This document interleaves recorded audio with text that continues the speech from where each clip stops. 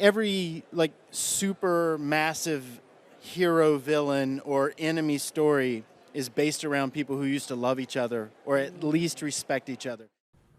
Welcome back to Thinking Critical. This is Wes, and we got so much X-Men content on the channel this week. Yesterday we had the X-Men #1 preview that Marvel put out, and today we had the Johnathan Hickman Q&A from Adventures in Poor Taste. It was a terrific Q&A with lots of information and even confirmation of 2 upcoming new series. There's a lot to get into on this, so let's get straight to it.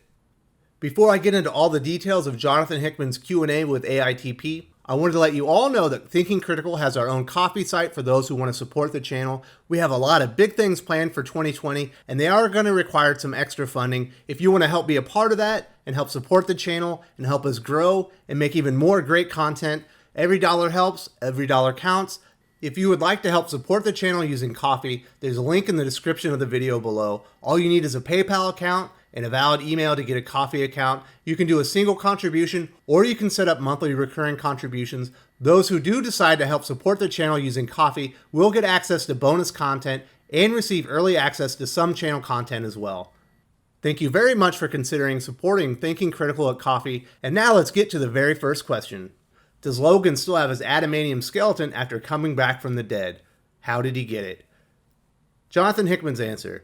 This was by far the most frequently asked question, but I don't think it's actually that interesting because it doesn't matter what the answer is. If Wolverine is reborn without his adamantium skeleton, we've seen him get it back before, and we can replicate that. Sure, it sucks, but he's a tough dude. If he's born with it, then it's because the Five were able to tweak his body in vitro. What the more interesting question is why does Cyclops need a visor? Why doesn't Chamber have a jaw? Does the imprinting of the backup of their mind mean they have to be broken in that familiar way to actually be them? And we've already shown a couple interesting tweaks like Monet being able to assume a penance form and Warren being able to be both regular angel and archangel. So there seems to be some ability to tweak the finished version of a resurrected mutant. Is that also true about their age or about other aspects of their physical condition? What about their gender? What about if they want to be backed up from an earlier version, one that hasn't suffered a particular trauma or had their heart broken? Regardless, these all sound like stories to me, and we don't tell them for free. So just like Johnathan Hickman, one of the most asked questions on my channel was, how did Wolverine get his adamantium skeleton back? A lot of people thought it was Proteus, but from the mouth of Johnathan Hickman, it was never supposed to be explained because he could just recreate what's already been done before. But the more interesting question is, why does Cyclops need a visor, and why does Chamber not have a jaw? And there have also been tweaks to other characters like Monet and Warren. I find this really interesting because it indicates when the Five are working on the resurrection machine, they can make tweaks, they can make alterations to characters in both their age and the way their abilities work. What other kind of tweaks can Charles and the resurrection machine do with these mutants? Because they're sure as heck not going to just stop with this. Once you make one tweak, you got to make another tweak, and eventually things get out of control. I find all of this exceptionally interesting, and I can't wait to hear your thoughts on what tweaks were made and how this is going to affect the future of the X-Men and their mutant resurrection machine. Next question. Powers of 10 number 6 didn't include an updated timeline infographic on Moira's 10 lives. Any plans to publish one?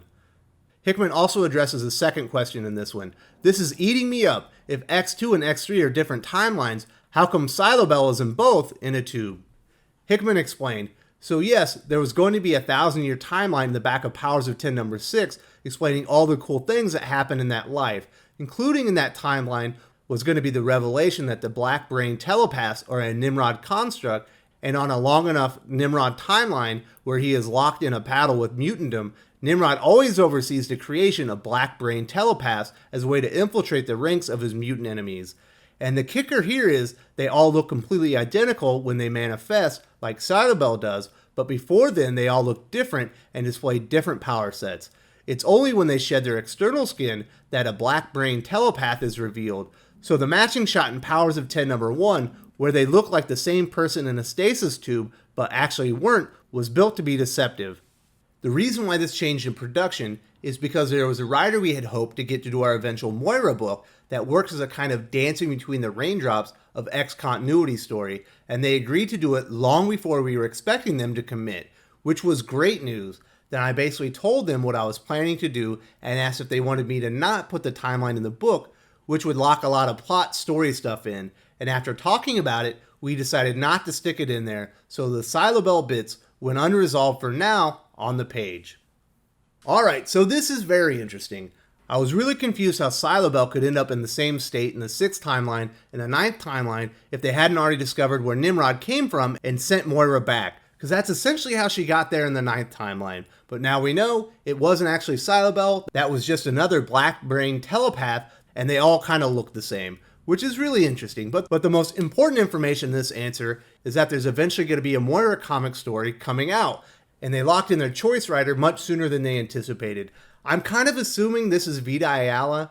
I don't think they would be all that excited about getting Leah Williams on board anything, since her writing is so suspect and she doesn't seem to have much potential, but Vita Ayala, on the other hand, has a lot of buzz and she has a lot of promise if you read her comic writing. She just needs a good editor, and I think Johnathan Hickman is going to do a great job helping her out, and I'm assuming that Vita Ayala is going to be writing the new Moira comic book. But of course, I could be dead wrong. Next question. Any reason you chose to use the Ultimate type font? I assumed it would be something to do with the story, but that wasn't the case so far. Hickman answered, as for why we used a mixed case font instead of an all caps font for our dialogue, sorry to disappoint you, but there is no reason for that. It's purely practical. I noticed a couple years ago that you could stick more words in a smaller balloon if you used a mixed case font, so I made it standard for all my books. I like looking at a page and seeing the finished art, not the word balloons. So this was definitely not the answer I was expecting. I thought using the Ultimate Universe font meant something, but it didn't mean anything. He just used a different type of font because it helped him to have smaller word balloons that didn't cover up as much art. Not the answer I was hoping for, but I'm glad that was cleared up and I don't have to wonder about why the Ultimate type font is being used, because it means absolutely nothing in Johnathan Hickman's X-Men books, and I assume that we're going to see this type of font moving forward in all of them. Next question. How do you respond to the claims that some fans have that X-Men are the bad guys now? Does that seem like a fair assessment to you? Johnathan Hickman replied, well, I think it is fair for people to ask the question. I like writing stories that force readers to take a hard position. I'm okay if dueling fans argue about who's right and who's wrong. I don't mind if they fight about it. The more passion, the better. If you read House of X and came away thinking mutants are the bad guys, great. If you read the book and think they're the good guys, super. I'm fine either way. It's worth pointing out that I intentionally didn't start this as an X-Men story. It's broader than that. It's a story about mutants, all of them, and what their place is in the world and in the Marvel Universe. How you read that is, of course, something I'm at least partially responsible for, but because of how it's constructed. It's also about you and how you perceive these things, which I think is fun and how stories should be. Amen, Johnathan Hickman.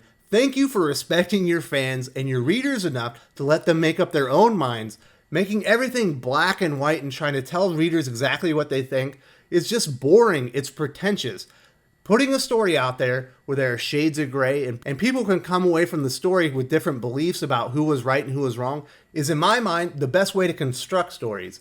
You shouldn't be telling readers what to think. You should be giving them information and letting them decide for themselves. I think it's great that Johnathan Hickman intentionally did this. I know we've had a lot of discussions on my channel in the comments. Everyone has a different perspective on who's the good guy and who's the bad guy here, and we're all supposed to have that. And Johnathan Hickman has done a great job instigating debate and conversation about what this story all means, and it sounds like that's what he wanted all along. And now for the final question. Are the sum total of backed up memories and psionic engrams the same as a mutant's soul? Hickman replied, now if you want to make the argument that recovering your soul is a lot like William Gibson's explanation for jet lag, souls don't travel at the same speed as planes, so jet lag is just your body waiting for your soul to catch up, and it's just floating around waiting to reattach itself to its rightful reanimated host, also cool. But if that's the case, then what about duplicate copies? Which one gets the soul?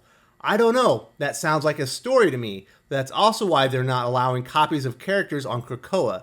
But what if there's a mistake and you think someone's dead, but you make a copy anyway? Well, again, that sounds like a story. And we've even built a series around resurrection problems coming out next year. The broader point is, we bring back characters all the time in much less elegant ways, and this one is actually based on an experience Professor Xavier had in earlier X-Men comics, so it makes sense he would think of something like this. He knew it worked. Now that is just an excerpt from a much bigger question and a much bigger answer, and I encourage you all to go read it because there's a lot of fascinating information. But for me, the biggest piece of information is confirmation of a second new series, one centering on issues with mutant resurrection. If you told me about this before this interview, I probably wouldn't have been very excited, but after reading Hickman's explanation and all the information he gave, this actually sounds really cool. There's a lot of implications about what could go wrong during the resurrection process, and I'll be shocked if they don't accidentally resurrect a mutant that's already dead. Now that's going to bring up the question, which one is the real mutant, the original or the one they brought back?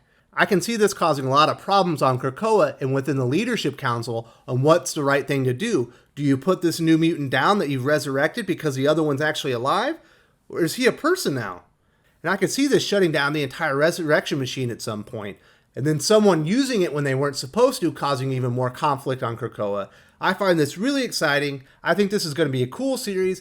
Not the one I'm most excited for, but I'm really intrigued, and I think it has a lot of potential to do a lot of really cool things that we never thought possible in an X-Men comic.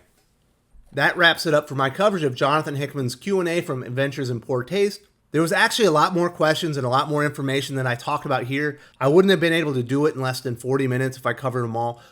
There's a link to the full article in the description below, and I highly recommend you all go read it for yourselves because there's a ton of information, it's very insightful, and it got me really excited for what lays ahead for X-Men and the entire X universe and Johnathan Hickman's direction. Thank you very much for joining me today, and I hope to see you all tomorrow for my X-Men #1 review. If you enjoyed this video, please give it a like. I would appreciate it very much. It helps us attract more views for the channel. Subscribe for future commentary, comic book news, and reviews. And don't forget to ring the bell for notifications. If you want to talk comics, movies, and much more, you can follow me on Twitter at Wes_from_TC. With that, Salamat Po, and I'm out.